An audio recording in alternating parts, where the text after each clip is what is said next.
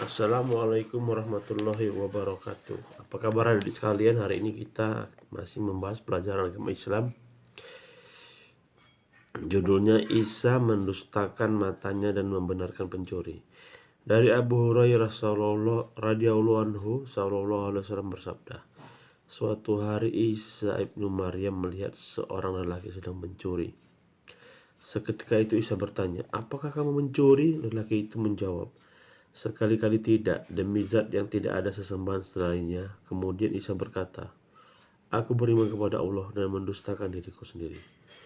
Pelajaran yang dapat dipetik yaitu Imam An-Nawawi ketika menjelaskan hadis Muslim ini, yakni pada jilid 15/507 terbitan Darul Khair, berkata, Al-Qadi berkata, secara zahirnya maksud ucapan di atas, aku percaya dengan siapa yang bersumpah atas nama Allah, sementara itu aku mendustakan atas apa yang nampak kepadaku.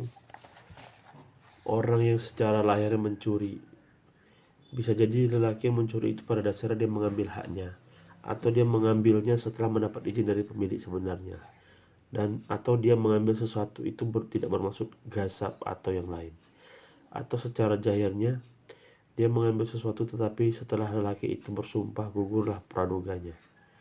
Pelajaran lainnya, hendaknya memandang manusia dengan prasangka yang baik dan bahwa seseorang diperbolehkan bersumpah jika ia dalam posisi diragukan.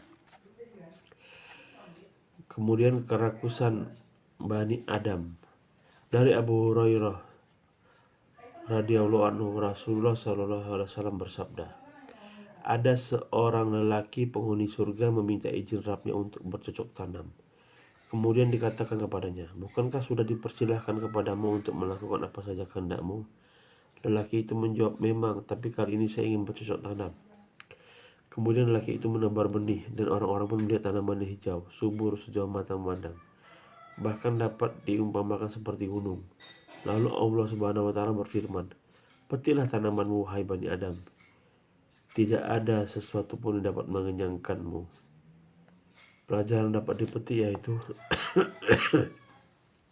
segala sesuatu yang diingini seorang hamba di surga berupa kenikmatan dunia mungkin diperoleh lagi di sana. Seseorang itu bisa dikenal dari kebiasaan yang dilakukannya.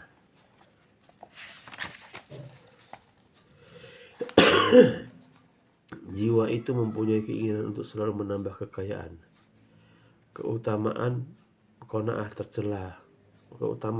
dan tercelanya tamak atau rakus. Suhaib Arum berhijrah dengan meninggalkan harta banyak untuk orang-orang musyrik. Diriwayatkan dari Suhaib radhiyallahu anhu bahwa Rasulullah SAW bersabda, telah diperlihatkan kepadaku daerah hijrahmu kelak. Wilayah itu merupakan dataran agak tinggi yang ditumbuhi beberapa pohon saja, berada di dekat dua bukit yang membatu hitam, apakah di daerah Hajar atau Yastrib.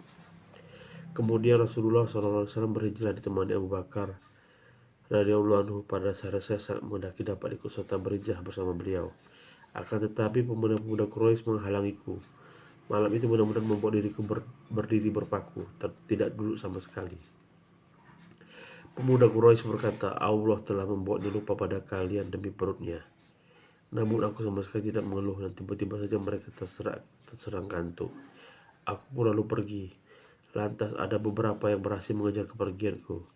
Mereka menemaniku dengan maksud membawa aku pulang ke Mekah lagi. Aku katakan kepada mereka, bagaimana jika aku mohon kalian tidak membiarkan aku pergi, dan sebagai imbalan akan aku berikan kepada mata uang emasku dan beberapa perhiasan. Mereka menyetujui usul tersebut dan pulang ke Mekah. Aku katakan lagi kepada mereka, cobalah kalian gali tanah yang berada di dekat pintu masuk. Disitulah aku pendam mata uang emasku. Setelah itu silakan pergi menemui Fulanah, minta darinya barang-barang perhiasannya. Aku pergi untuk berhijrah. Aku bergembira menyusul Rasulullah SAW di Quba sebelum beliau meneruskan perjalanan hijrahnya. Begitu beliau melihat diriku, beliau bersabda, wahai Abu Yahya, semoga Allah memberkahi jual belimu. Aku menjawab, wahai Rasulullah, bukankah tidak ada seorang pun yang mendahuluiku menyampaikan hijrah ini kepadamu? Sungguh tidak ada yang memberi kabar kepadamu selain Jibril.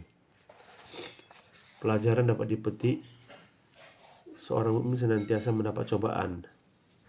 Barang siapa mengimpakkan sesuatu di jalan Allah, tentu Allah akan menggantikan kebaikan dari sisinya. Harta adalah suatu kemuliaan di mana seorang dapat bergengsi, namun agama yang paling membuat seorang mulia dan terhormat. Kewajiban seorang muslim adalah membentengi diri dan menjauhkan dari sesuatu yang dapat membahayakan agamanya. Rela berkorban di jalan Allah dan melakukan transaksi jual beli dengan Allah. Oke, semoga 3 kisah di atas bermanfaat. Assalamualaikum warahmatullahi wabarakatuh.